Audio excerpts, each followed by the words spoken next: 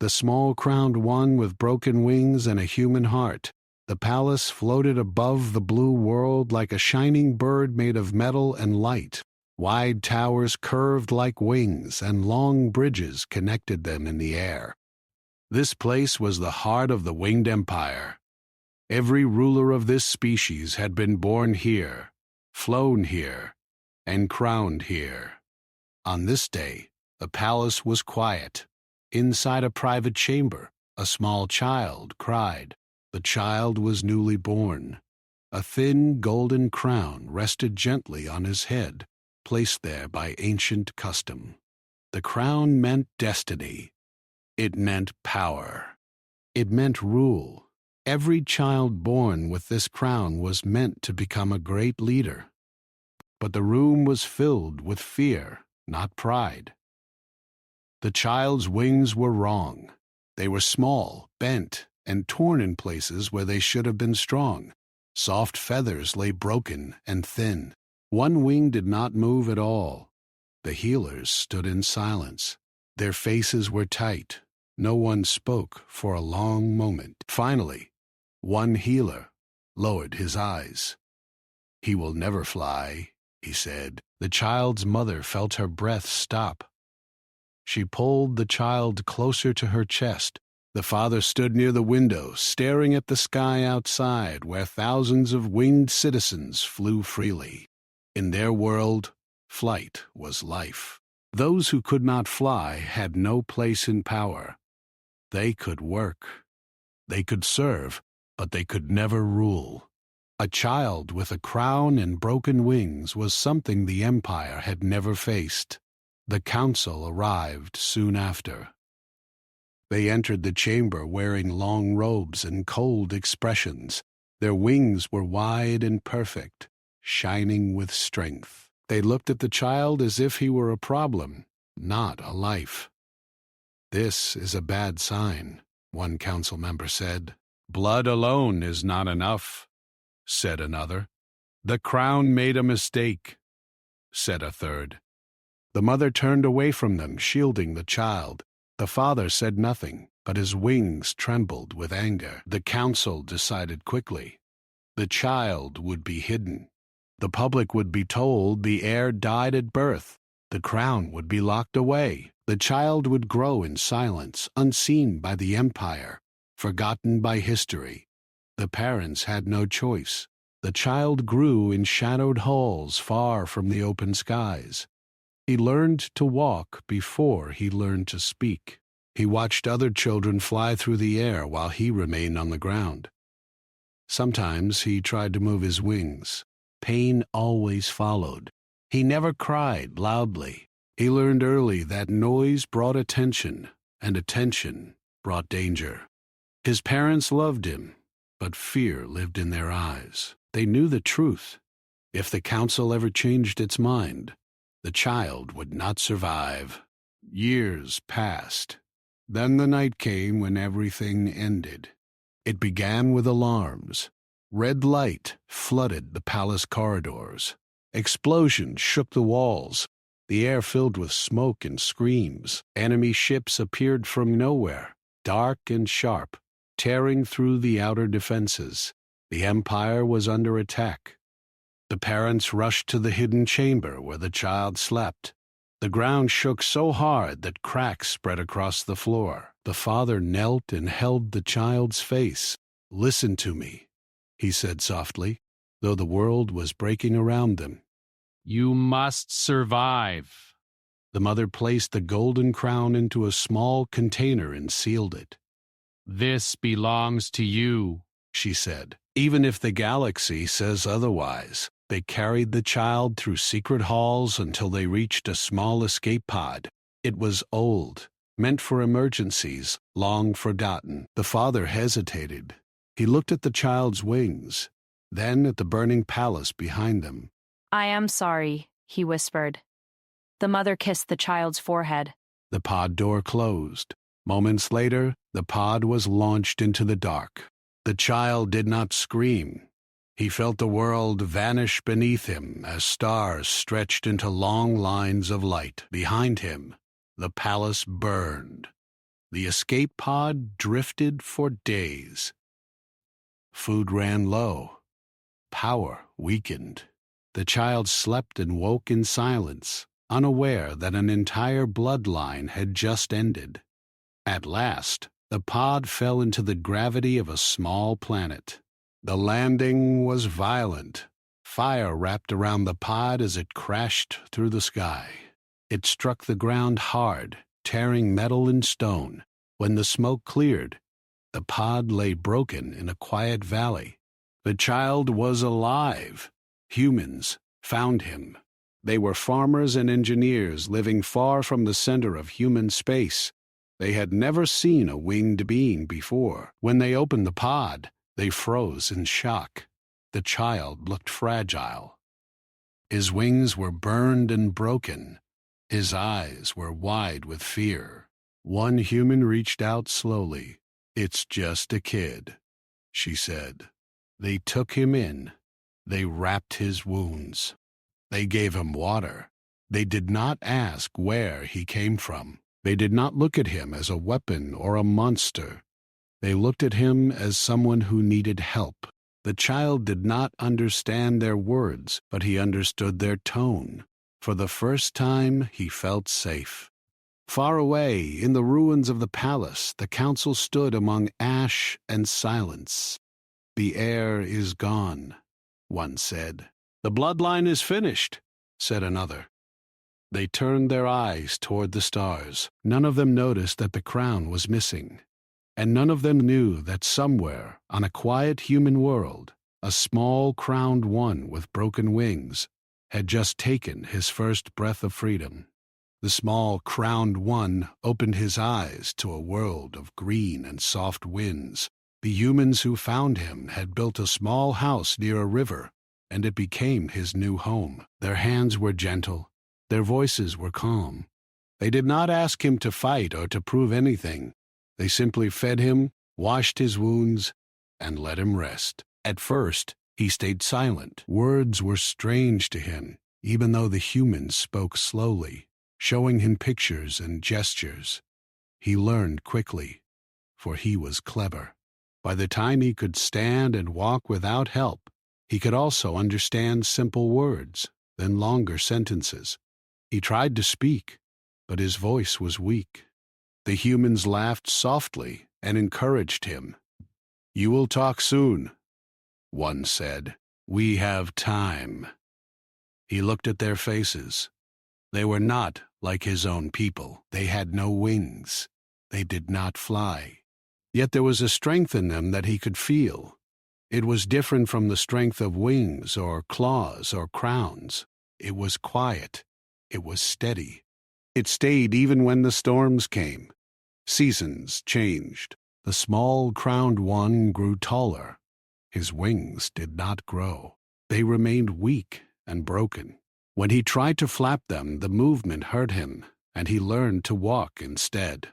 But he became strong in other ways. He could run for long distances. He could climb steep cliffs. He could carry heavy things. He learned the ways of humans, their tools, their farms, their machines. He watched the rivers and the forests. He saw the animals. He listened to the winds. The humans noticed how curious he was. He asked questions about everything. He wanted to understand the sky, the stars, the rivers, the seasons, the people around him. They answered patiently.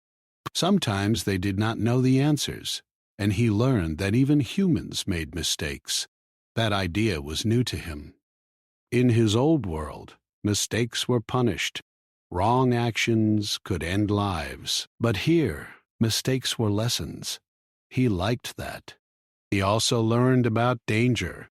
Strange ships appeared in the sky sometimes. They were smaller than the palace ships he remembered, but fast and sharp. They carried humans or winged creatures from distant places. Once they landed near the village, and humans hid. The small crowned one could see the fear on their faces. He wanted to fight, to help. But the humans said no. They taught him to hide, to watch, to survive. Survival was not shameful. Survival was smart. He learned to be quiet when needed, invisible when danger came. Years passed. The humans around him grew to love him. They called him Little Wing because his wings were small. They never mentioned the crown, though sometimes he touched the golden container his parents had given him. The crown felt heavy even in his small hands, heavy with the history of a world he could not return to. He did not wear it. He did not understand it fully, but he kept it safe. Perhaps one day it would matter again. One night, under the stars, he asked a human girl who cared for him most, "Are all humans strong?" Her name was Lyra. She had dark hair and bright eyes. She smiled at him. "No," she said, "strength is in the heart, not the body." The words touched him. He thought about his wings. They were broken. By his people's standards, he was weak. But here, he could be strong in ways that mattered. For the first time, he thought maybe he had a choice about what kind of life he would live. Still, the past never truly left him. Sometimes he dreamed of the palace burning. Sometimes he imagined the council searching for him, their eyes cold, their wings wide. Sometimes he felt the old anger, the old fear, the old loneliness. But he also dreamed of flying, not with wings, but in his mind, free and fast. He learned to turn those dreams into strength. It was during one of these quiet nights that the first signal appeared. It came from the stars, faint but clear. The small crowned one stared at it, confused. Lyra explained, "It is a message. Someone far away is sending it." He did not understand the language at first, but a human engineer, Miro, worked with him, teaching him the patterns of the signal. Soon he could read simple words. His heart beat faster with every symbol. Someone knew he was alive. Someone remembered the crown. The humans became uneasy. They understood the danger. If others came for him, they could bring war. The small crowned one saw the worry in their faces. He wanted to leave, to hide, to protect them. But he also wanted to know who sent the signal. The desire to understand grew stronger than his fear. Days later, a ship landed near the village. It was sleek, dark, and unlike anything the humans had built. The humans tried to hide. The small crowned one stepped forward, his small wings trembling. The beings who stepped out were not human. "Jack is back," They had wings, yes, but their eyes were hard, their faces sharp. They were scouts. They were looking for him. "Little Wing," one said in a voice both smooth and dangerous, "you have something that belongs to us." The small crowned one did not answer. He only held the golden crown closer.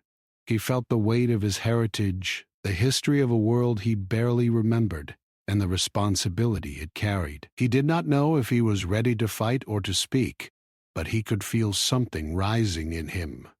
Courage.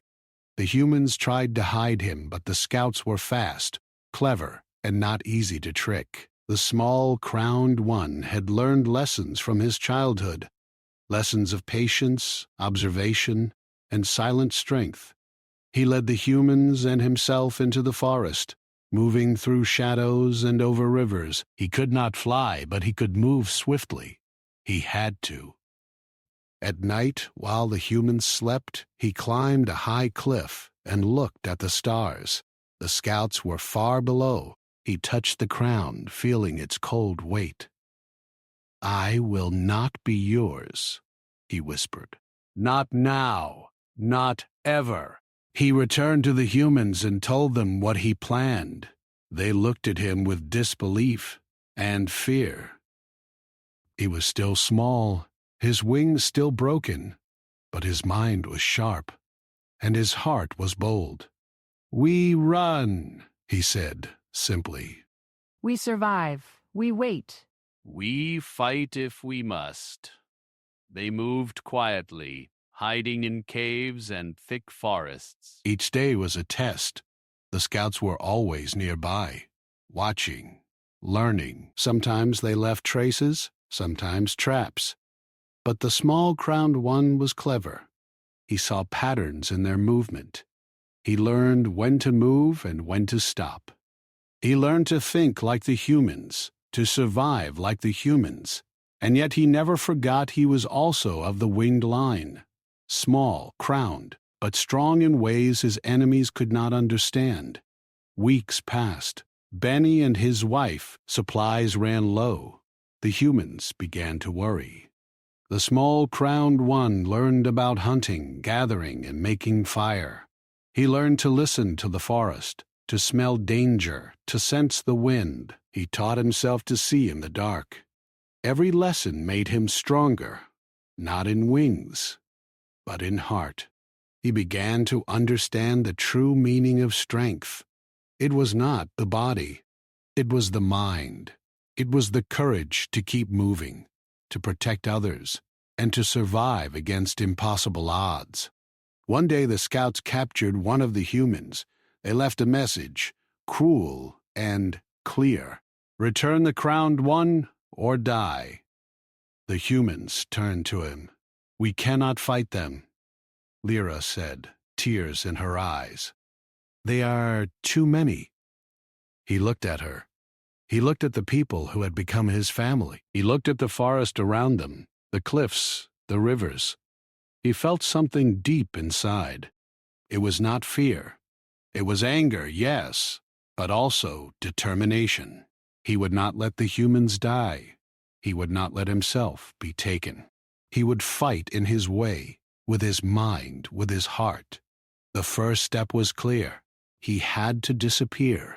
He had to learn to become invisible, not by wings, but by cunning. He had to understand every movement of the scouts, every shadow, every trap. He would survive. Not for glory, not for the crown. Not yet, but because survival was the first test of courage. As the sun set, he climbed a tree higher than any other. He looked at the horizon. The sky was a soft purple. Stars were starting to appear far away. Other worlds waited, worlds he did not know. He thought about the palace he had left behind. He thought about the people who thought he was gone forever. He thought about the golden crown in his hand. It was not power yet. It was a memory, a challenge, and a promise. He whispered to himself, I will live. I will learn. I will return when the time comes. The humans slept peacefully below, unaware of how sharp and clever their small crown protector had become. The scouts were out there, but they did not yet understand that this child, broken in wings but strong in heart, was no ordinary target. He had human courage now, human cunning, and a mind that could outthink creatures far stronger. For the first time, the small crowned one with broken wings felt truly alive. And somewhere deep in the galaxy, a message awaited. A message that could change everything. A message that he was not forgotten. That he was seen. That he mattered. The journey had begun. The small crowned one moved silently through the forest, his broken wings tight against his back. The humans followed closely, carrying only what they could hold. The scouts had returned, more numerous this time, and their presence pressed heavily on the group. Every rustle, every shadow, made the humans tense. Even the strongest among them jumped at sudden sounds. But the small crowned one had learned patience. He listened, he watched, and he planned. Days passed without attack, yet the scouts were always there, hiding behind trees, in the hills, in the fog of the river. They left no trace, no warning, only a constant sense of danger. The small crowned one studied them. He observed their movements, their communication, the way they marked the land. He began to predict where they would appear next. The humans were amazed at his insight. "How do you see them?" Lyra asked one evening, her voice shaking. They had built a small camp near a creek, hidden under thick branches. Smoke from their fire rose slowly into the dark sky. "I watch," he said simply. "I notice." "But how?" she insisted. He pointed to the tracks of animals in the mud, the broken twigs, the patterns of clouds, the flight of birds. "Everything moves," he said. "If I watch, I can know." The humans nodded slowly. They did not fully understand, but they trusted him. They had no choice. He had grown from the small, silent child into a protector they relied upon. One morning, the scouts became bolder. They entered the village where some humans had stayed behind, searching for the small crowned one. Smoke and alarm bells filled the air. Fires burned in the fields. People ran in panic. The small crowned one felt his chest tighten. He had never seen such destruction. Even the humans who had lived through danger before were afraid. But he did not panic. He moved swiftly, signaling the humans to hide and guiding them through secret paths he had discovered while exploring the forests. At the edge of the village, he saw one scout catching a human boy.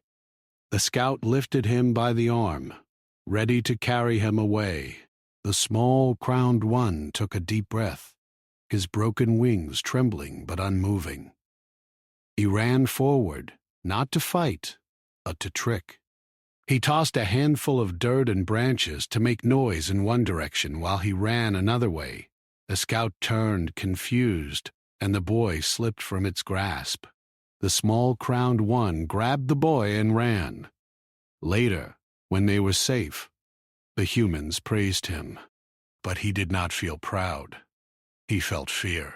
The scouts were growing stronger. They were learning. They were adapting. He knew it was only a matter of time before they found him again. He spent the following nights awake, thinking. He thought about the crown hidden in the folds of his bag. He thought about the palace, about the council, about the world he had left behind. He remembered the words of his mother. Survive no matter what. But survival alone was no longer enough. He wanted to understand why they were searching for him. He wanted to know if the Empire had truly forgotten him, or if they were planning something worse. Then the message arrived. A faint signal, like the whisper of a distant star, reached the small crowned one's device. He recognized it immediately. It was the same pattern he had learned in Part 2. Someone was trying to reach him, someone from his world. He deciphered the words slowly. Return, the Empire moves. You must come. The message ended there, leaving more questions than answers. Who had sent it? Was it a friend or an enemy?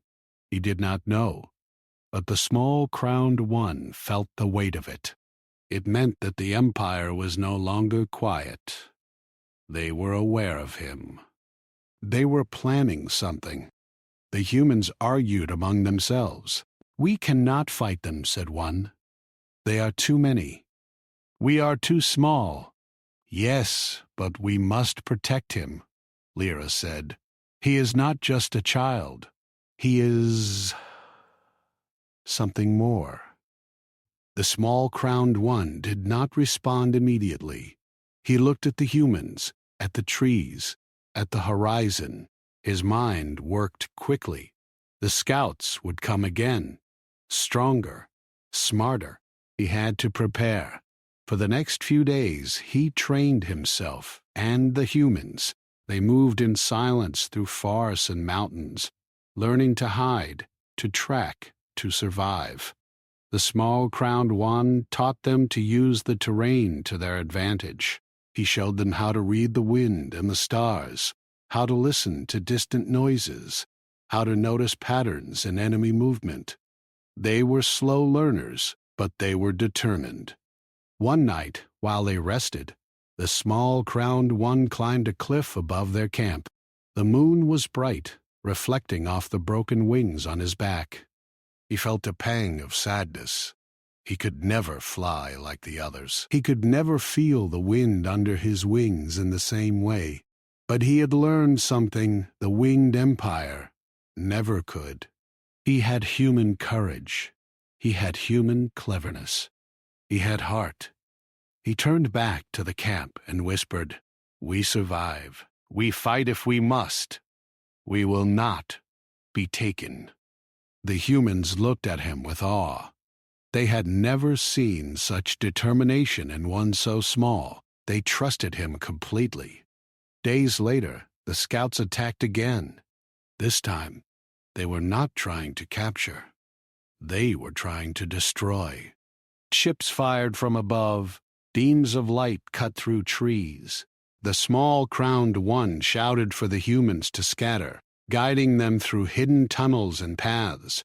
He could hear the scouts moving on the ground. They were fast, precise, but not perfect. The small crowned one used every lesson he had learned. He set traps of mud and branches to slow them, made noises in false directions to confuse them, and led the humans through hidden passes. The battle lasted hours. Wow! By the end, the scouts retreated. They had underestimated the small crowned one and the humans. They had not expected intelligence and courage in someone with broken wings. The humans were exhausted, but alive. They looked at the small crowned one with gratitude and fear. They had seen what he could do. He was more than a child. He was a protector, a guide, and a strategist. That night, as they tended to their wounds, the small crowned one looked at the sky. The stars were calm, but he knew the empire was far from quiet. They were planning, watching, and waiting. He felt a mix of fear and excitement. The crown in his bag seemed heavier than ever. It reminded him of the life he had left behind and the future he might reclaim. He did not yet understand how he could return to the empire, but he knew one thing. He would not go back as a weak, broken child. He would go back with strength, with intelligence, and with human courage. He whispered to the wind, "I will return. I will survive. I will learn." The humans did not hear him, but they felt his determination. They slept peacefully, trusting that the small crowned one would lead them safely. Far away, the scouts reported to the empire. "The child lives," they said. "He is clever. He is strong in ways we did not expect. We must act carefully." The council listened. Their faces were hard and cold. They had believed the bloodline ended. They had believed the child was gone. But now they knew the small crowned one with broken wings and a human heart was alive. They did not yet know how dangerous he would become. They did not yet understand that strength was more than wings, and courage was more than fearlessness in the air. And far away, under the quiet stars of a human frontier, the small crowned one slept, dreaming not of flight, but of the battles he would win, the lessons he would teach, and the day he would confront the empire that had tried to forget him. The small crowned one woke to a sky painted in red and gold. Smoke from distant fires colored the clouds. The humans around him were quiet, tense. They had been moving constantly for weeks, evading scouts and hiding from dangers they barely understood. Yet the small crowned one felt something more than fear. He felt purpose. He had learned to read the land, to predict enemy movements, to hide and strike if needed. But now, for the first time, he realized he could do more than survive. He could influence others. He could inspire. The scouts had been searching tirelessly. Every day they tried new methods, using speed, traps, and intelligence. Yet each attempt ended with confusion and failure. The small, crowned one had become unpredictable, clever, and impossible to catch. One morning, as the sun rose pale over the forest, he spotted something unusual. A group of winged soldiers moving carefully through the trees. Their wings were wide and strong. Their armor gleamed in the morning light. They were not scouts. They were soldiers of the Empire itself. The humans panicked. "We cannot fight them," one whispered. The small crowned one shook his head. "We do not fight like they fight," he said. "We fight with what they cannot see." He led the humans deeper into the forest, using paths only he knew. He stopped at a cliff overlooking a river. He pointed at a small hidden passage along the rocks. "There," he said. "They cannot follow without being seen. Stay low, move slowly, trust me." The humans obeyed. They had learned to follow him without question. His broken wings did not matter. His courage and intelligence guided them. As they moved, the small crowned one thought about the Empire. He had left as a child, with broken wings and a crown hidden in a small bag. The council had believed him gone. They had underestimated him. Now he knew they would not make the same mistake again. They were sending their soldiers, their best warriors, to find him. At night, while the humans slept in a small cave, he climbed a tree to watch the sky. Stars were scattered across the darkness. He thought about his parents, about the palace, about the crown. He felt anger for the council that had tried to discard him. He felt fear for the humans who trusted him, and he felt determination.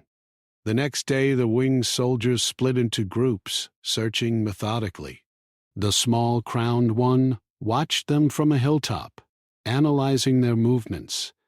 He noticed something unexpected. Hesitation. Some soldiers hesitated near certain trees. Some paused when they heard distant bird calls. Their fear of the unknown slowed them down. He smiled faintly. They were perfect, not because they were weak, but because they were predictable in their unpredictability. He had learned to read humans, animals, and the forest itself. Now he read them. He set small traps, branches arranged to trip, mud hidden to slow stones placed to make noise when stepped on. Each trap was minor, but enough to confuse the soldiers. One by one they fell into them, and their leaders grew frustrated. During a quiet moment, the small crowned one spoke to Lyra. "We can win without fighting," he said. "We can survive and teach them what we are." "But they are soldiers," she said. "They will not leave us alone." "They will leave if they think we are not worth their time," he said. "We must make them believe we are ghosts." The humans learned quickly. They moved silently, hid in shadows, and followed the small crowned one's plans. He showed them how to watch patterns, listen to the wind, and move when the enemy was distracted. Then came the moment he had been waiting for. One soldier, separated from the group, wandered close to their camp. The small crowned one and the humans watched from the shadows. He whispered instructions. "Do not attack. Watch." The soldier moved slowly, scanning the area. His eyes landed on one of the humans gathering water. The small crowned one made a noise on the opposite side of the camp. The soldier turned. He heard nothing. Then another noise. Confused, he advanced in the wrong direction. The humans moved silently past him, unseen. They escaped. The small crowned one felt pride not for tricking a single soldier, but for teaching the humans how to survive, how to think like him, how to fight with mind and heart instead of wings and weapons. As night fell, the forest grew quiet. The humans settled in small tents. The small crowned one sat by the fire, watching the shadows move with the flames. He thought about the message from his world. Someone had tried to reach him, to warn him, to call him back. He wondered who it was. Friend? Enemy? He did not know, but he knew he would need every lesson he had learned to face what was coming. Days later, the Empire sent more soldiers, larger and stronger than before. They arrived without warning, moving in perfect formation.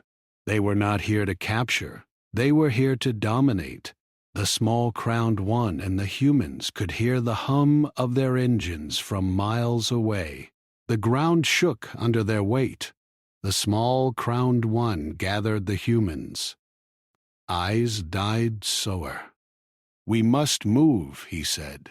"We cannot fight them openly. We must disappear. Follow me." They moved through hidden paths, rivers, and caves. He led them to a high cliff above the valley. From there, he could see the soldiers searching below. He studied their patterns carefully, noting every pause, every turn, every hesitation. He knew that if he made a mistake, the humans would die. That night, he sat alone, thinking about his wings. They could not help him. They were weak, broken. He had been judged for them, abandoned for them, hidden for them. Yet here he was, alive, guiding humans, surviving against soldiers far stronger than him. He realized something important. Strength was not in wings. Strength was in mind, courage, and heart. The next morning, the Empire's soldiers advanced again. They were clever, using drones to scan the forest. The small crowned one studied their movements and whispered instructions to the humans. Move with the shadows. Follow the creek. Hide under the rocks. Listen to my voice. The humans obeyed. They moved quietly, invisibly. The small crowned one watched the soldiers step over trails they had prepared. He noted every reaction, every mistake, every hesitation. He felt satisfaction. They were learning. He was teaching them, and they were surviving. Suddenly, one soldier spotted movement near the creek. He raised a weapon, shouting to alert the others. The humans froze. The small crowned one thought quickly, picked up a branch, snapped it in the opposite direction, and made a noise in the trees. The soldier turned, confused. Then another snap. Then silence. The humans moved past, unseen. The soldier realized he had been tricked, but it was too late. The small crowned one had already led the humans to safety. As the sun set, the small crowned one looked at the horizon. He knew the Empire would not give up. They would send more soldiers, more scouts, more weapons. He would face them one day. Perhaps soon, perhaps in ways he could not yet imagine. He thought about the crown. He thought about his parents. He thought about the palace that had been destroyed. He felt anger, yes, but also clarity. He would not return as a child with broken wings. He would return as someone stronger, smarter, and more dangerous than they expected. The humans gathered around the fire. They did not speak of fear. They did not speak of the soldiers. They looked at the small crowned one with trust and hope. He felt responsibility heavier than any crown, heavier than any blade, heavier than any wings. That night he whispered into the wind, "I will return. I will survive. I will teach them what strength truly means." Far away, the Empire watched. They did not yet understand the danger of what they called a broken child. They did not yet see the cleverness, the courage, or the human heart that had grown within him. And far away in the quiet forest, the small crowned one slept, dreaming not of flight, but of the battles he would win, the humans he would protect, and the empire he would challenge. The first step of rebellion had begun, and nothing would ever be the same. The small crowned one moved silently through the hills, his broken wings tight against his back. The humans followed him closely, their eyes alert to every sound. The empire had grown impatient. Soldiers were now moving in larger groups, faster and smarter than ever before. They had learned from their failures, but so had he. He paused on a high ridge, looking down at a valley filled with shadows. The scouts were searching again, but the small crowned one knew their patterns. He had studied them for weeks. He could predict their movements, their pauses, their blind spots. He felt calm, even though danger was close. The humans looked at him nervously. Lyra spoke first. Are you sure this will work? He nodded. We do not fight like they fight. We fight in ways they cannot see. Trust me. He led them through hidden paths, under rocks, across rivers. He showed them how to move silently, how to watch the wind, how to hide in plain sight. The humans were learning quickly, but he knew the empire would not stop. They would adapt. They would strike harder. That night, as they camped in a dense forest, he thought about the empire and their soldiers. He remembered the palace, the council, and the fires that had destroyed his world. He felt anger, yes, but also determination. He had survived before, and he would survive again. The humans were asleep, trusting him completely. He climbed a tree to watch the sky. Stars were scattered like diamonds, quiet and distant. He thought about the message he had received long ago. Return. The empire moves. You must come. He did not yet know who had sent it, but he knew it was a warning. The empire was preparing. They were sending their best. He would need every lesson, every skill, every human trick he had learned. Days passed, and the empire sent soldiers in waves. They were relentless, attacking the forests and villages near the humans' paths. The small crowned one watched carefully, studying their methods. He noticed weaknesses. He noticed patterns. He noticed fear hidden beneath their confidence. He taught the humans to use the terrain to their advantage. They moved quietly along rivers, hid in caves, and climbed cliffs. They learned to set small traps, falling branches, mud pits, rocks that made noise. Every minor trap confused the soldiers, slowed them, and gave the humans time to escape. One morning, the small crowned one spotted a group of winged soldiers approaching a human settlement. They were not scouts. They were the Empire's elite, trained to capture him. The humans panicked. We cannot face them, Lyra cried. The small crowned one shook his head. We do not face them directly, he said. We fight with our minds. We fight with the shadows. Follow me. He led them along hidden trails, through thick forests and over cliffs. They moved quietly, invisibly. He set small traps along the way. Soldiers fell into mud, slipped on rocks, or were distracted by noises in the wrong direction. The humans watched in awe. They had never seen such cleverness. That night, as they rested in a hidden cave, the small crowned one spoke. We have survived so far, but the Empire will send more soldiers. They will not stop. We must be ready. The humans nodded. They trusted him completely. They had learned from him, fought with him, and survived because of him. They understood now that courage was not in wings or weapons. Courage was in heart, mind, and determination. The next day, the small crowned one noticed something unusual. A signal appeared in the sky, faint but clear. It was similar to the message he had received long ago. Someone was trying to reach him again. He deciphered the words slowly. The time has come. The Empire moves against humans. You must return. They underestimate you. The humans looked at him nervously. What does it mean? Lyra asked. It means war is coming, he said.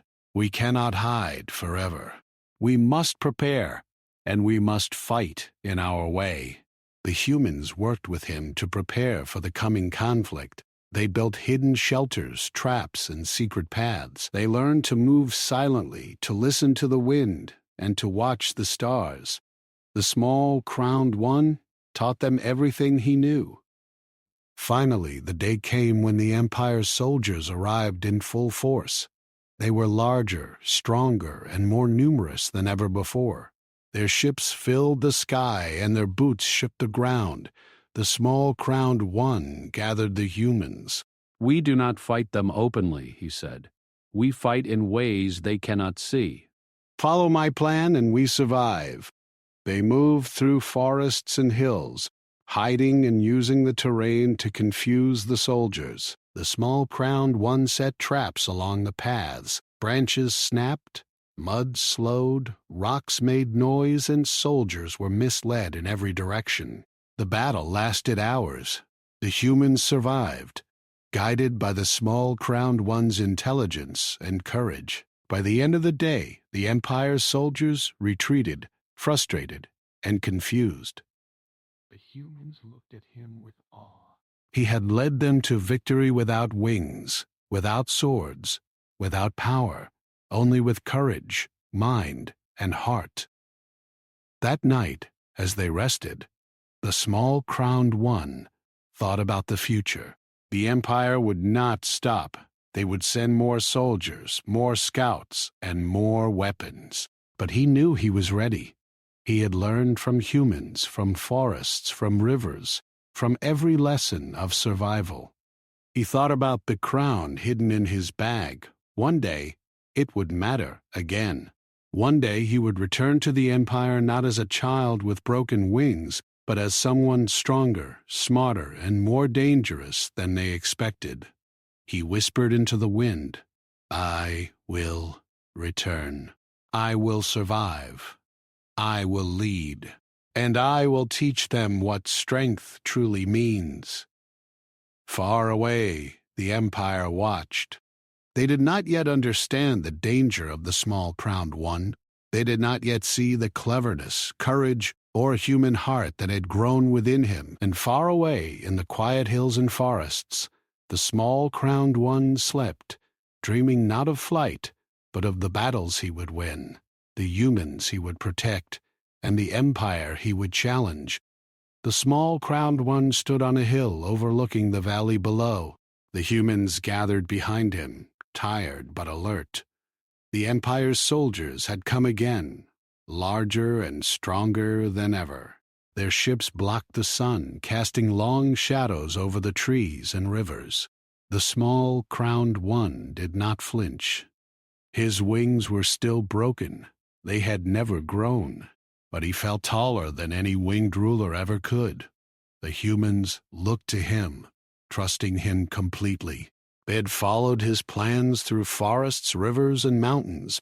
They had survived every attack. They had learned courage, patience, and strategy from someone they called small, but who had grown larger in mind and heart than any ruler of the Empire. The first wave of soldiers marched into the valley, stepping over broken branches and mud traps the small crowned one had prepared. They were confident, their voices loud, their wings spread wide. They believed the humans would run, that the child would hide, that the crown would not matter. They were wrong. The small crowned one raised his hand, signaling the humans to move into hidden positions. He whispered instructions clearly and calmly, even as the soldiers' boots shook the ground. Use the river, hide in the cliffs, stay quiet, wait for my signal. Hours passed. The soldiers searched the valley methodically. They did not notice the humans hidden among rocks and trees. They did not notice the small crowned one standing above. watching their every move, analyzing their strength and weaknesses. He felt no fear, only focus. Then the small crowned one made his move. He used light, smoke, and sound to confuse the soldiers. Fires set in the wrong direction drew them away. Falling branches and rocks misled them. The humans moved silently, striking only when necessary. The small crowned one guided them like a conductor guiding an orchestra. Every movement was precise. Every action was calculated. The soldiers became frustrated. They could not catch the humans. They could not understand the strategies of the small crowned one. They had never faced an enemy who did not rely on wings, swords, or numbers.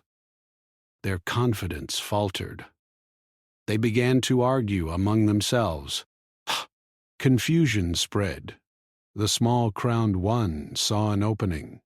He moved down from the hill with the humans, leading them through hidden caves and over cliffs.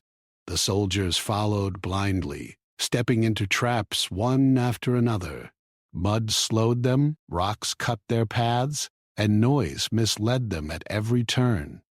By nightfall, the Empire's soldiers had been scattered. Many retreated to their ships. Some were lost in the forests. The humans, guided by the small crowned one, were safe. They looked at him with awe, understanding for the first time that courage and intelligence could overcome power and numbers. The small crowned one did not celebrate. He knew this was only one battle. The Empire would return. They would rebuild. They would come with more ships, more soldiers, more weapons. But he also knew something important. He had changed the humans. He had given them strength. He had taught them to think, to survive, and to fight in ways no empire could predict. He turned to the humans. We have survived. But we cannot stop here. We must prepare. The Empire will not give up. They will come again. Lyra stepped forward. And when they do, we follow you? He nodded. Yes, but not to hide. To stand, to fight in ways they cannot see. We will not run forever. We will not beg for mercy. We will survive, and we will choose our own path.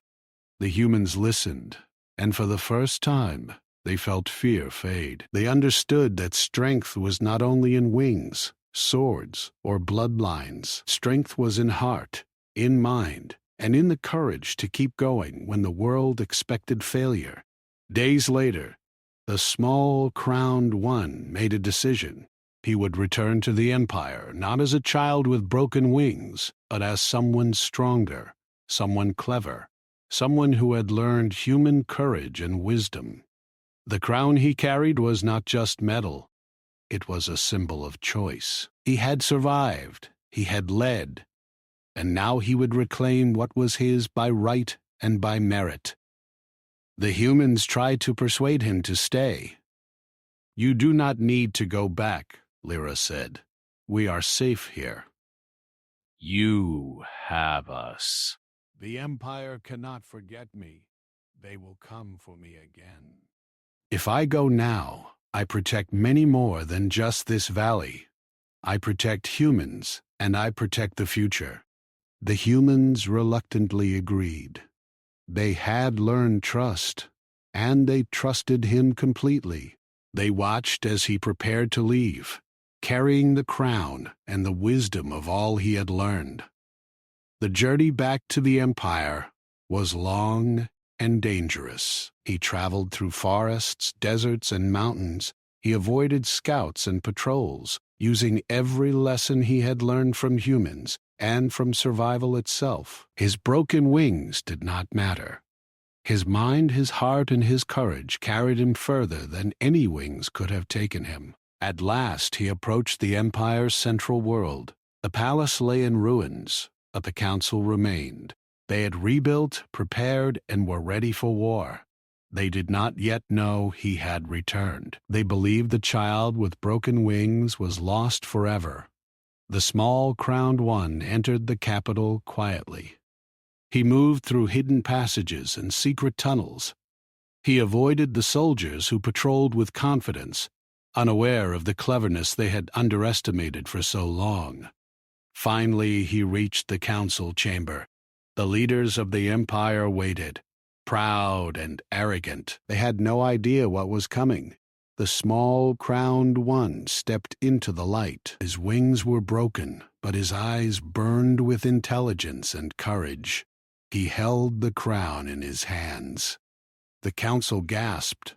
"It cannot be," one said. "The child, the one with broken wings, alive?"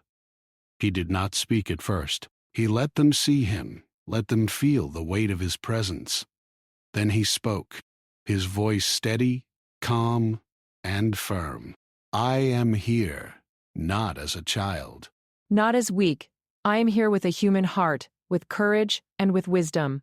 "You cannot rule by fear anymore. You cannot judge by wings or blood. Strength is more than that. I will lead, not because of birth, but because of choice, because of heart, because of survival." The council recoiled. Some laughed nervously. Some whispered among themselves, but the small crowned one did not waver. He had learned the power of patience, strategy, and clarity. He placed the crown on his head. It was heavy, but he felt it differently now. Not as a burden, not as a symbol of power, but as a promise. A promise that the empire would change, that weakness would not be punished, that courage and heart mattered more than wings or blood. The humans he had guided entered the chamber behind him. They stood silently, strong and calm, proof of what he had built, proof of the new strength he represented. The council hesitated. They had never faced an opponent like this. They had never seen leadership without fear, without arrogance, without cruelty. They did not know how to react. The small crowned one spoke again. "I will rule. Not as you, not as you hoped. I will protect those who cannot fly, those who are weak, those who are brave in heart. We will live together, humans and winged alike, as equals. The old ways are over." Silence fell. Even the soldiers were quiet, unsure how to respond. The humans and the small crowned one waited. Slowly the council stepped aside. They could not oppose what they did not understand, and they feared what intelligence and courage could do to blind arrogance.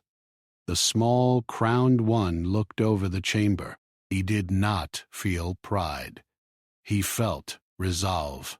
He felt responsibility heavier than any crown or wings could bear. He had survived when the world expected him to fail. He had guided humans through dangers they could not face. He had returned to the empire with courage, intelligence, and heart. And now he would lead, not by fear, not by blood, but by choice, by wisdom, and by the example of survival. The empire would remember him not for his wings, not for the crown, not for his birth, but for his human heart. And the stars above, silent witnesses to the journey, watched as the smallest crowned one with broken wings became the strongest voice the galaxy had ever known.